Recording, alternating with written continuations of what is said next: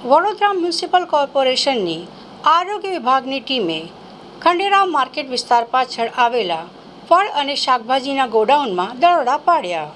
Vadodara municipal કમિશનરના આદેશ અનુસાર કોર્પોરેશનની ટીમ દ્વારા ખંડેરાવ માર્કેટની પાછળ આવેલા આયુર્વેદિક શાકભાજી અને ફળોના ગોડાઉન તેમજ દુકાનોમાં સઘન ચેકિંગ હાથ ધરવામાં આવ્યું હતું. આ કાર્યવાહીનો મુખ્ય ઉદ્દેશ્ય ફળો પકાવવા માટે હાનિકારક કેમિકલ કેલ્શિયમ કાર્બોરાઇડ ઉપયોગ રોકવાનો અને વેપારીઓ પાસે ફૂડ સેફ્ટી સ્ટાન્ડર્ડ એક્ટ હેઠળ નોંધણી અને લાયસન્સ છે કે નહીં તેની તપાસ કરવાનો હતો. તંત્ર દ્વારા કરવામાં આવેલી આ તપાસમાં ચોંકાવનારી વિગતો સામે આવી છે.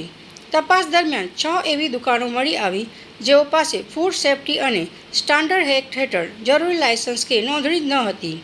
કોર્પોરેશનની ટીમે તાત્કાલિક ધોરણે આ 6 દુકાનોને સીલ કરી દીધી છે. સાથે જ વેપારીઓને તાત્કાલિક લાયસન્સ માટે અરજી કરવાની સૂચના આપવામાં આવી છે.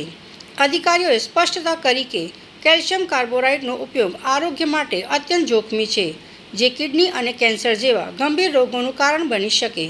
હાલમાં ટીમ દ્વારા ફળોના નમૂનાઓની ચકાસણી કરવામાં આવી રહી છે.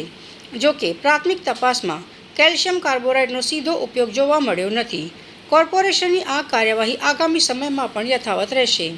વડોદરા મહાનગરપાલિકાની કડક કામગીરીને લઈ વેપારીઓમાં ફફડાટ ફેલાયો હતો અને માર્કેટ વિસ્તારમાં વેપારીઓની દુકાનો ટપોટપ બંધ થવા માંડી હતી અને જોતજોતામાં સમગ્ર વિસ્તારમાં સન્નાટો ફેલાઈ ગયો હતો.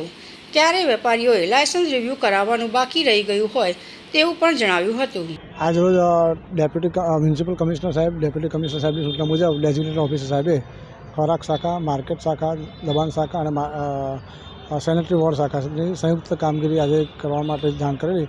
જે મુજબ આરડી રોડ પર આવેલી ફ્રૂટની દુકાનો છે અને લારીવાળા છે, બધાનું ચેકિંગ કરવામાં આવેલું હતું.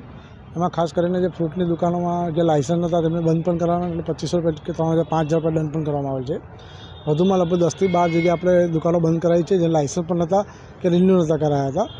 એ લોકોને આપણે બંધ કરાયેલ છે. તેમજ દબાણની શાખાની કામગીરી તેમજ સેનેટરી દ્વારા એમને લગભગ 25 થી 30 હજારની આસપાસ દંડ કરવામાં આવે છે.